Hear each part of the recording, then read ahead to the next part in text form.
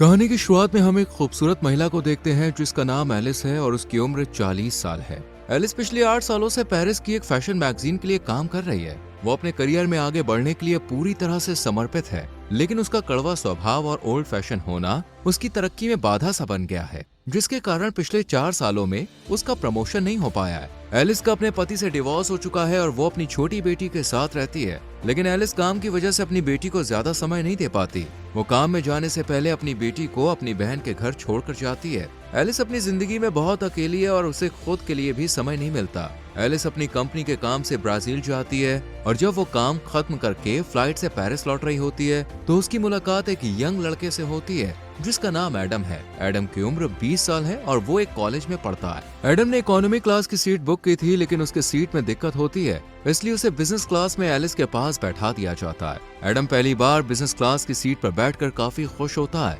जबकि एलिस अपने लैपटॉप पर काम कर रही होती है। लैंडिंग के दौरान प्लेन में तेज टर्बुलेंस शुरू हो जाती है, जिससे एलिस बहुत डर जाती है और एडम का हाथ पकड़ लेती है। ये देखकर एडम मन ही मन बहुत खुश हो जाता है, क्योंकि पहली बार किसी लड़की ने उसके साथ ऐसा किया था और वो एलिस से आकर्षित हो जाता है। कुछ देर बाद प्लेन लैंड करता है और एलिस जाने लगती है। एडम उससे बात करना चाहता है, मगर एलिस सिर्फ बाय बोलकर निकल जाती है। तभी एडम देखता है कि एलिस का पेन ड्राइव सीट के नीचे गिरा हुआ है। वो उसे लौटाने के लिए एयरपोर्ट के बाहर आता है, लेकिन तब तक बहुत देर हो जाती है। एलिस अपनी बहन की कार में बैठकर निकल जाती है और एडम बस उसे जाता हुआ देखता रह जाता है। रास्ते में एलिस की बहन उसे एक लड़के के बारे में बताती है जो एक डॉक्टर है और कहती है कि उसे उससे मिलना चाहिए, पर एलिस शादी नहीं करना चाहती, इसलिए वो मना कर देती है। इस पर उसकी बहन नाराज हो जाती है। वो चाहती है कि एलिस किसी अच्छे लड़के से शादी करके एक नई जिंदगी की शुरुआत करे। इसके बाद एलिस ऑफिस जाती है, लेकिन ऑफिस में उसके कॉलीग्स को उसका रूखा व्यवहार पसंद नहीं होता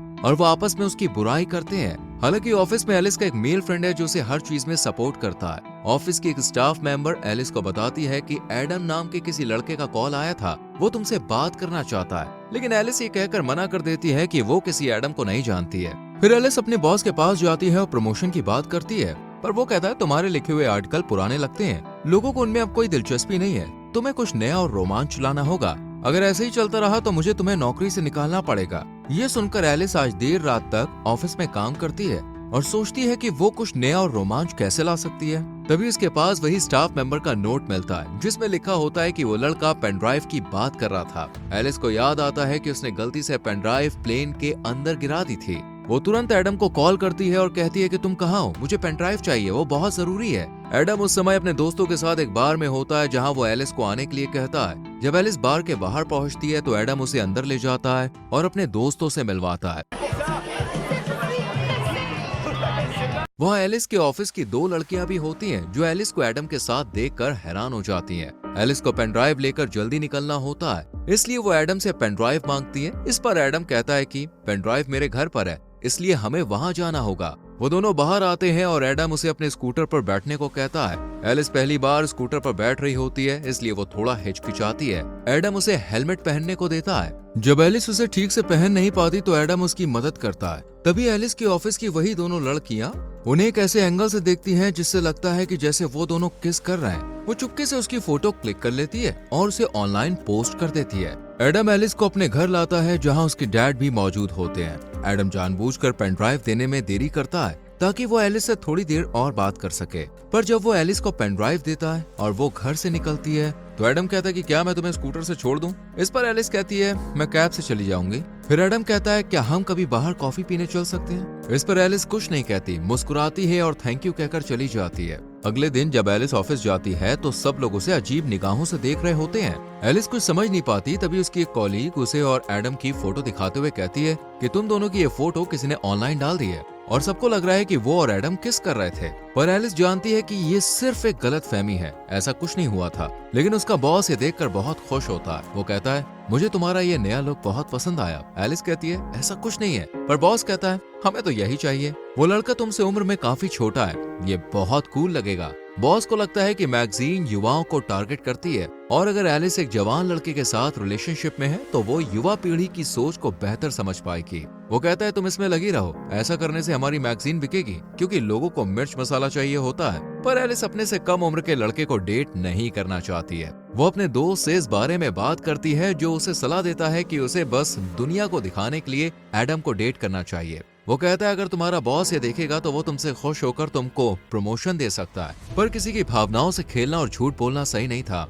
लेकिन एलिस के दिमाग में सिर्फ प्रमोशन की धुन सवार थी। इसलिए वो ज्यादा ना सोचते हुए अपने करियर को आगे बढ़ाने के लिए एडम का फायदा उठाने का फैसला कर लेती है। अगले दिन एलिस एडम से मिलती है, वो भी बिल्कुल नए लुक में। उसे देखकर एडम उस पर से अपनी नजरें नहीं हटा पाता। एलिस उसके साथ फ्लर्ट करने लगती है और वो दोनों बातें करने लगते हैं। एडम को यकीन ही नहीं होता कि वो एलिस के साथ है। रात में एलिस एडम को अपने एक दोस्त के शो में ले जाती है। वहाँ एलिस जानबूझकर सबको दिखाने की कोशिश करती है कि वो अपने से 20 साल छोटे लड़के को डेट कर रही है। वहीं उसका दोस्त जो उस शो का होस्ट होता है, जब एलिस के पास आता है और उसे जानबूझकर छूने लगता है तो एडम को ये अच्छा नहीं लगता।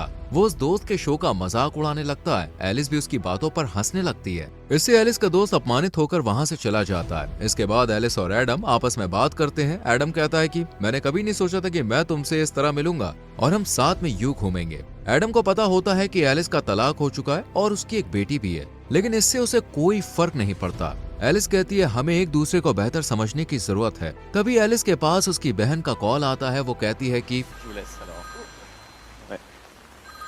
मैंने उस डॉक्टर को घर पर बुलाया है जिससे मैं तुम्हें मिलाना चाहती थी, इसलिए तुम जल्दी से घर आ जाओ। एलिस जाना नहीं चाहती, लेकिन बहन की बात की इज्जत करते हुए वो एडम से झूठ बोलती है कि मेरी बेटी की तबीयत खराब है, मुझे घर जाना होगा। ये सुनकर एडम भी थोड़ा परेशान हो जाता है। वो जल्दी से टैक्सी बुलाता है और एलिस को उसमें बैठा देता है। ये देखकर एलिस को लगता है कि एडम उसकी कितनी फिक्र करता है। घर पहुंचने पर एलिस अपनी बहन, जीजा जी और उस डॉक्टर के साथ डिनर करती है। एलिस ड्रिंक करके आई होती है, जिस वजह से वो नशे में डॉक्टर से उल्टे सीधे सवाल पूछने लगती है। इसमें डॉक्टर को बुरा लगता है और वो वहाँ से चला जाता है। यहाँ एलिस लगातार कोशिश कर रही होती है कि बॉस उससे खुश होकर उसे प्रमोशन दे दे, लेकिन ऐसा नहीं हो रहा था। इसलिए वो एडम को एक फैशन शो में लेकर जाती है जहाँ उनकी कंपनी की सीईओ और बॉस मौजूद होते हैं। जब शो के दौरान मॉडल्स रैंप वॉक कर रही होती है, तभी एक लड़की गिर जाती है। ये देखकर एडम तुरंत उसे उठाने के लिए आगे बढ़ता है। सीईओ को एडम का ये व्यवहार बहुत अच्छा लगता है। शो खत्म होने के बाद एडम और एलिस पार्टी में ड्रिंक करते हैं और डांस करने लगते हैं। डांस करते वक्त वो दोनों बहुत करीब आ जाते हैं, लेकिन कुछ होने से पहले ही एलिस देखती है कि कुछ लड़कियां उनकी तस्वीरें क्लिक कर रही है। ये देखकर एलिस तुरंत एडम का हाथ पकड़कर उसे बाहर ले आती है। एडम एलिस को अपनी स्कूटर में बैठाकर उसके घर तक छोड़ देता है। यहाँ एक ऐसा मोमेंट आता है जहाँ एडम एलिस को किस करने वाला होता है, पर एलिस पीछे हट जाती है और चुपचाप घर के अंदर चली जाती है। लेकिन एडम को लगता है कि उसने एलिस के करीब आने का मौका मिस कर दिया है, इसलिए वो एलिस के घर जाता है जहाँ उसे पता चलता है कि उसकी बेटी अपनी मौसी के घर पर है। तब एडम एलिस को किस कर लेता है। एलिस खुद को रोक नहीं पाती और दोनों इंटीमेट हो जाते हैं। अगली सुबह एलिस को पिछली रात की घटना के लिए बहुत बुरा लगता है। वो एडम से कहती है कि वो घर से चला जाए, लेकिन बाहर तेज बारिश हो रही होती है, इसलिए बारिश रुकने तक एडम घर में रुक जाता है। तभी एलिस की बहन और बेटी घर लौट आती है। एलिस उनसे कहती है कि एडम उसका कॉलीग है। वो एडम के हाथ में कुछ फाइल्स दे देती है और एडम वहाँ से जाने लगता है, पर जैसे ही वो दरवाजे से बाहर जाता है, एलिस उसे रोककर किस कर लेती है। इससे हमें समझ में आता है कि एलिस अब सच में एडम को पसंद करने लगी है और उसके साथ रहने में उसे अच्छा लगता है। जिस रिश्ते को उसने दुनिया को दिखाने के लिए शुरू किया था, अब वो सचमुच एक एहसास में बदल चुका है। इसके बाद से एडम और एलिस अक्सर साथ में घूमने लगते हैं। एडम उसे सरप्राइज देता है, उसे घुमाने ले जाता है, जो एलिस को बहुत पसंद आता है। अब एलिस और एडम के बीच गहरी भावनाएं विकसित होने लगती हैं। दोनों साथ में बहुत खुश होते हैं। एक दिन एडम एलिस से पूछता है कि तुम दिखने में खूबसूरत हो, अमीर हो, तो फिर तुमने मुझे पसंद क्यों किया? इसका जवाब एलिस के पास नहीं होता, क्योंकि वो अपने फायदे के लिए एडम के साथ रिश्ते में आई थी, पर अब उसे सच में एडम से प्यार हो गया है। कुछ दिन के बाद एलिस को काम में प्रमोशन मिल जाता है, जिससे वो बेहद खुश होती है। लेकिन अब वो एडम के बारे में सोचने लगती है, क्या उसे इस रिश्ते को जारी रखना चाहिए? जब वो एडम से मिलती है, तब एडम उससे कहता है कि मैं तुमसे बहुत प्यार करता हूँ और तुमसे शादी करना चाहता हूँ। ये सुनकर एलिस हैरान रह जाती है। वो कहती है कि हम दोनों बहुत अलग हैं। मैं तुमसे 20 साल बड़ी हूँ, तुम्हें अभी अपनी जिंदगी में बहुत कुछ करना है, हम इस रिश्ते को आगे नहीं बढ़ा सकते। एलिस कहती है, मैं तुमसे प्यार करती हूँ, पर मेरी जिंदगी में बहुत सारी जिम्मेदारियां हैं, मेरी बेटी है, मेरा काम है, ऐसे में हम साथ नहीं रह सकते। लोग हमारे रिश्ते को लेकर क्या कहेंगे? वो कहती है शायद यही बेहतर होगा कि हम यहीं पर रुक जाएं। लेकिन एडम उसकी बातों को नहीं मानता। फिर भी एलिस वहाँ से चली जाती है। एलिस जानती है कि उसने एडम को पहले सिर्फ प्रमोशन के लिए इस्तेमाल किया था, लेकिन अब उसे भी उससे सच में प्यार हो गया है और वो उसके साथ रहना चाहती है। फिर भी अपनी जिम्मेदारियों और समाज के डर के कारण वो एडम से दूर हो जाती है। एलिस एडम से दूर होकर बहुत अकेला और तन्हा महसूस कर रही होती है। उसके लिए एडम को भुलाना काफी मुश्किल हो रहा था। वहीं एडम का भी यही हाल था। वो अपने दुख को अपने पिता से साझा करता है। उसके पिता उसे समझाते हैं और कहते हैं, जब मैं तुम्हारी उम्र का था तब मुझे भी प्यार हुआ था। ये सब चलता रहता है, तुम्हें अपनी जिंदगी में आगे बढ़ना होगा। कुछ दिन बाद एलिस के ऑफिस में सीईओ खुद मैगजीन का कवर फोटो देखने आती है, लेकिन उन्हें कवर फोटो पसंद नहीं आती। वो मेल मॉडल की जगह किसी नए और अनदेखे चेहरे की तलाश में होती है। तभी उनकी नजर एलिस के लैपटॉप स्क्रीन पर पड़ती है, जिसका वॉलपेपर एडम की तस्वीर होती है। उसे देखकर सीईओ को याद आता है कि ये वही लड़का है जिसने फैशन शो में रैम वॉक के दौरान गिरी हुई लड़की को उठाया था।